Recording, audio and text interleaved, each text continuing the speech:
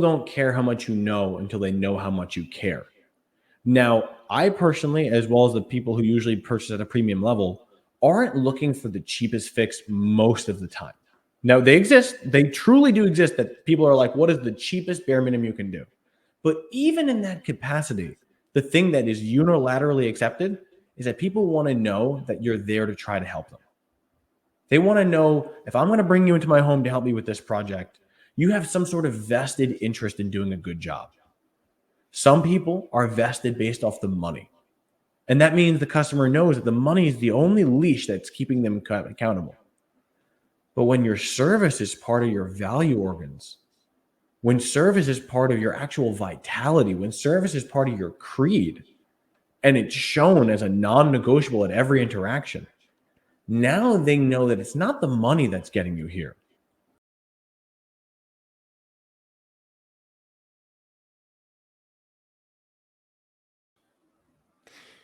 Hello, and welcome back to yet another episode of Electricpreneur Secrets, the Electricians podcast. This is episode 223 in the form of a question. You want me to book a third call? Oh my God. This is so important. I can't wait to break into it. Guys, I'm your host, Clay Newmeyer. With me, as always, my esteemed co-host, Joseph Lucani. We're the Electricpreneurs, just a couple of master electricians with business addictions committed to showing up 5 days a week to help you with this free daily coach call. The price for admission is simple. Sit back in the hot seat, promise to take everything we give, and promise to take action on that. Report the wins up and keep on showing up so we can keep showing up for you as we help you master your sales, simplify your pricing, and deliver premium level electrical service. Joseph, I'm done hogging the mic, brother. How you doing today, man? Man, I'm doing great. I honestly love having these sessions with you because it's like an opportunity to hang out with your best friend. We talk about things that are really important, but mostly I just love the laughs that we get to have. How about you, Ben? How you holding up today? Fantastic. Honestly, man, I could barely believe it's December. And now all of a sudden it's like, okay, I can barely believe it's almost Christmas. The days are turning into weeks or flying by as months. Next thing you know, the whole season's passed. But I'm super, super excited. Not because I'm like a huge Christmas advocate.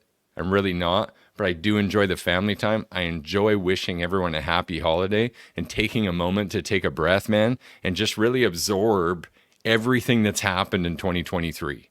And I'm really excited to go through that in the holidays with you and explore everything that we've seen and covered and grown with and be able to share that with everyone listening, just like this third call strategy today. It's going to be a good one. And I'm glad you're having such a good time, man. I can't wait to reminisce together. Yesterday was also actually the first time that we ever aired a replay. But in a year, man, I've done the math. We're going to finish this year at 230 new and unique episodes with a total of 4 replays. Every other time that one of us hasn't been here, the other one has gone live on this podcast and made it happen anyway. And that's worth honorable mention alone, because honestly, we talk about this all the time, man, and it's helpful. So I'm going to say it here again. It's mindset and it's doing the thing. Not doing anything, it's doing the thing that you need to do consistently that really changes your game, isn't it? I agree. It's like so many times people they think about lifting the world. Like, I want to change the world, and they think that they have to start somewhere down at the South Pole and lift. When really, it's just get off the couch. Step 1 is just stand up. Step 2 could be stretch, but just start making moves and start focusing on doing the thing you actually have to do. And eventually, by the time you actually do have to start bending down and lifting, you're already warmed up, ready to go with your intention, saying, I'm ready, I'm capable, let's go. Oh man, quotes coming to mind. You don't have to be great to start, but you do have to start to be great. Little tongue twister there. And if you keep going consistently, then you'll absolutely be an all-star. Joe, why don't we jump into this topic and help some people out today? Right. Wait a sec. You want me to book a third call? In what situation would I ever want to go back to a house for a third time just to get a sale? I'm not sure I follow, brother. Okay, I'll help you out here. So our commitment is that we do something known as a 2-call close, meaning that let's say you go to someone's home and the first time you go to meet them, it's either a one-legger, or meaning only one spouse, only one decision maker, not everyone's present, or you find out that it's a large presentation that you need time to sit down and develop, or they're actively just, I'm just looking at quotes, we're not moving forward anytime soon. You would then have your second appointment, which is known as the presentation appointment. You've ideally set that up at the time when they're most likely able to make a decision, when they're most likely everyone's able to be together, and that you're ready saying, we're coming to bring this to a conclusion. Now, the biggest objection that sometimes we hear is when someone says they want to email it over. And this is the situation where this really starts to thrive, because you've gone through your presentation and let's say they like it. They like it enough that they're willing to even narrow down the choices. Gone from 6 choices, they narrow it down to 2 choices. But what do you do when they genuinely, truly cannot make a decision? Like, for whatever reason it is, you've been there for 3-4 hours, they just cannot do it. They're not arguing with you. They can't figure it out for themselves. I think personally it comes back to this rule. I think we've touched on it before, and it's borrowed from Alex Hormozi, but I love the acronym around it. BAMFAM. Mm-hmm. Book a meeting from a meeting. Yeah. We want a clearer future, right? Not more obscurity, less understanding, more open cycles with no end in sight. Correct. So at that moment, you're forced into one of 2 situations. And to really give this context, is it okay if I touch on both of them to make it make sense? Let's hit it, man. Okay. The typical approach, like the standard contractor and even those who are relatively untrained in our process, would say, okay, I've already presented it once. You've already narrowed it down to 2 choices. I'll email these 2 choices over. Get back to me when you're ready. But what's ended up happening in that situation is the customer has already said, I want to move forward with you. I just truly don't know which one it is. Or I want to do something. I'm just not sure if this is the right time. I'm not sure if you're the right person. Or they say, you know what? I like these 2 choices. My general contractor brother is going to help me review these 2 choices, and we'll figure out which one's the best one. In every one of these choices, what you've done is you've removed yourself from the equation and instead forced the customer to buy strictly on logic and on material labor value. You spent the whole time building the emotional relationship and proving that you're the person they should like, trust, and respect. Only at the bottom of the ninth are you walking out. You're leaving to beat traffic is really what you're doing. Yeah. On the other side of the coin, the way that we prefer is to say this. Well, if we're in that situation, what's stopping us from saying, why don't we just see it further? Because there's really only 3 outcomes to a call.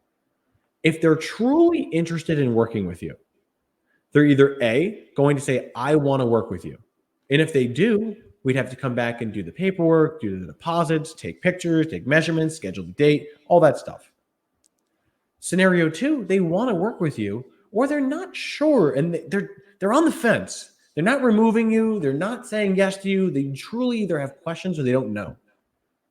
Unless you want to do email and text and phone calls, it would be better to physically come back anyway. Mm-hmm. Or the third option is they've decided that they don't want to work with you. And if they don't want to work with you, all they have to do is pick up the phone and say, we're not going to be able to make that appointment. No need to reschedule. But there's something special about those 3 things. And to avoid a monologue, do you mind if I go into it? Yeah, of course, man. Keep going. I'm like all ears here. This is so exciting for me. And I do have a question on the tip of my tongue, but I'm going to save it till you're done. Go ahead. Get excited with me. So the exciting thing is this. By positioning into those 3 things and explaining it to the customer as those 3 outcomes, what you'll find is that they will be far less likely to cancel the appointment, as well as less likely to get competitive estimates. And the reason being is because you've shown them from call 1 to now call 3 that your intention is to serve them. It's never going approaches as if, oh, well, I want to make the sale, so let me know when you're ready to bring this to a conclusion. It's, well, Clay, I genuinely want to make sure that you're taken care of here. And the last thing I want you to do is have to be forced to do my job of, now that I've broken down all these descriptions and engineered different designs, and now you and your brother are going to try to figure out what's the best fit. Wouldn't it make more sense for you, your brother, and me to sit down together, and then we'll review them all together? And if I'm not clearly the right fit, I'll even stay and help you figure out the other quotes that you're going to get. Would it be wrong of me to want to serve you at that level? Not at all, man. And I love that line. But tell me this from experience, Joe, do people actually want this? Do they actually want you to come back to their house a third time? Like, I feel like there'd be some resistance that almost makes me question myself and go, what gives me the right to be so pushy as to want to come back again and bother these people in their schedule again just to get a sale? It's actually, the fault is actually in the language that you're using. And I want to explain what I mean by that. Why do I deserve this appointment?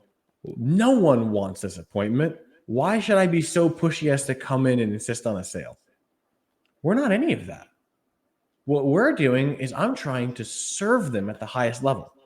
When you look at the inverse, it becomes clearer. If I don't come back, I've given you the designs. You now need to compare those designs and hope that you understand exactly what I'm doing. And most likely, how does the average customer buy? They get 3 quotes. They put them down side by side. If they don't understand the differences or they believe they're all the same, they go based off price. And the problem is that if your goal is to actually serve them, wouldn't it make more sense to say, if that's your process, not only will I review mine, but if I'm not clearly the right fit, I'll support you by doing the other 2? And you know what? You said something earlier with, why would people even want a third appointment? That's sometimes the point. Sometimes they don't. And it encourages them to figure it out when you're there. Because when they see, you know what? He is so committed to this that he's even willing to come back again. Well, I don't want to come back again. All right, let's look at these one more time. Joe, we're making this a live training now, brother. We've got a great question coming in. We love when you guys engage with us on the Facebook group, Electricpreneur Secrets. And we've got a question here. So why is showing them you want to serve them important? Question 1 versus trying to do a one-call close. Okay. The main benefit behind that is that people, actually, we said it earlier, people don't care how much you know until they know how much you care. Now, I personally, as well as the people who usually purchase at a premium level, aren't looking for the cheapest fix most of the time. Now, they exist. They truly do exist, that people are like, what is the cheapest bare minimum you can do? But even in that capacity, the thing that is unilaterally accepted is that people want to know that you're there to try to help them. They want to know, if I'm going to bring you into my home to help me with this project, you have some sort of vested interest in doing a good job. Some people are vested based off the money. And that means the customer knows that the money is the only leash that's keeping them accountable. But when your service is part of your value organs, when service is part of your actual vitality, when service is part of your creed, and it's shown as a non-negotiable at every interaction, now they know that it's not the money that's getting you here. It's that you yourself insist on serving, even if it means that it's not hiring you. And I'm reminded of a quote that we've often used in different dialogues here, because it's old wisdom, right? You got to be aware of new knowledge. Knowledge is quite old. And King George IV, I believe, said that service is the highest form of distinction. And now in a time when the whole world's going AI and shortcutting service as frequently as possible, isn't there some merit to going against that and focusing on a one-to-one personal connection? And I venture to say there is. I just wanted to add one more thing contextually, just to be fair, because as I'm reading this question a couple of times, I'm also realizing we didn't quite set this up, maybe in the detail that we could have, because we're already on the same brainwave thinking, okay, this is an opportunity call. This is someone who's identified they're going to get multiple estimates and they're not looking to move forward today yet. Correct. So they're still in decision mode. And now we're articulating the value of continuing to show up in person versus giving them the space, honoring what they believe even their wishes are, to have the space to just decide on their own, if that makes sense. That's true. That said, though, to answer to that bit of it, I would say it's important to keep showing up, because if you don't, then truly you're relying on Bill and Sue, who are going to lie awake at night right? And Bill's going to go, well, I really like Joe with Service Loop Electrical. He was nice. He really liked to serve. And Sue's going to go, yeah, but Bill, the price. And Bill goes, but I mean, good guy. He's bald like me. I mean, we got lots in common. I like Star Wars. He likes Star Wars. I really like Joe. And she's going, yeah, but the price. And the reality is that the other estimates that they got, as far as I know, they weren't the right choice. All I know is because you're here with us, that you really care about serving at the highest level, because that's what we do here. I mean, it's in the name, Service Loop. It's that little bit extra for future serviceability. So even in the title, we're saying, hey, you want me to book a third call, Joe? But honestly, if it comes down to it, I mean, I'll book a fourth. Okay, I'll keep going back until I've got this person exactly with clear understanding of what it is we're prepared to offer to help them with that problem, and that they have the clear understanding that we are either the right fit or we're not, but with certainty either way. Does that make sense? It does, to such an extent that I want to put a flag in this, but I'm afraid that if I start talking about it, a geyser is going to come up. We may actually have to make this another podcast episode, because I think there's so much more that this can give. 100%. And I'm sure it's the same user I can't see right now from where we are on StreamYard, guys, but are we not tracking the time versus money ratio? 3 visits is a lot of time. Do we not believe we can help and serve other clients in that time? Enlighten me, please. I'll speak to this. We'll close it out with some actions, and I think we'll be able to continue this one, Joe, as per what you said there. The biggest thing here, guys, is your marketing and your sales are a funnel, right? And so absolutely, time versus money ratio is a consideration, a significant one. That's why we don't want you to email it over, because your conversion rate will likely double if you start showing up in person. The second piece of that, though, is that it's already costing you time to work with indecisive people. We're just not tracking it. But it's costing you time when you lay awake at night. It's costing you time when you come back to the office and maybe your installer caught wind of it, or it was on the schedule and people are asking, oh, did we get that job? Did we get that one? It's costing you time when your CSR is following up with these people, trying to figure out what's going on. And it's costing you something that is ultimately what we call in the law of open cycles, the vampire of your livelihood. It's an open cycle. It's stuff that we have an unclear future on. To add more fire to this, just quickly, and again, I think we'll break this out in another episode, you're trying to get clearer futures. Now, there's some contextual assumptions, I think, happening right now, because this client that we're going to visit a third or maybe even a fourth time, couldn't they be a platinum buyer? Couldn't they take the club membership still? And if it took us that extra effort to get that trust, wouldn't that be the kind of people we want to focus on and continue to serve for years to come? Just like Joe, in some of your examples, having $300,000 lifetime value customers. Oh man, we got to open this back up again. But Joe, I've got to stop right here, brother. Let's crank out an action item and close this one, and we'll get to this again. I have the most basic one we could possibly come up with. All right, let's hear it. Okay. So there's a hesitancy in these questions of like, isn't it easier? Isn't it quicker? Shouldn't this be considered? That logic itself, though it has value, shows that it's from the mindset of, am I not willing to dig into this? Or do I not truly believe that these efforts are getting me closer? You were right, Clay, when you said that this is a funnel. Do you believe that you staying here has a higher likelihood of getting the job? Or do you feel that at a certain point you need to tuck tail and run? The first thought is really, are you willing to stay it out? Doesn't matter the situation, whatever it is, are you willing to stick it out to the due course to get the job you want? Or are you going to be willing to settle for the same you've always had and get to complain about what you've always got? Love it. Love it. You know what? The All-Star is simple. It's a question then. I'm looking for our ideal clients. Are you? I'm looking for the perfect ones. Not just the people who want to come into our bronze program that's gaining a ton of popularity, but the people who acknowledge that we've got a value ladder and they want to see everything there is to offer here. They want to take us at our best and have us take them and to their best. That's what we're looking for, aren't you? And how are you identifying those people? And then what actions are you taking to make sure they get the entire journey with you? Gosh, this went deep, Joe. This just opened up a ton of worms, man. Episode 223. You want me to book a third call? I think today we've confirmed that, yeah, we're kind of asking that you do for those reasons.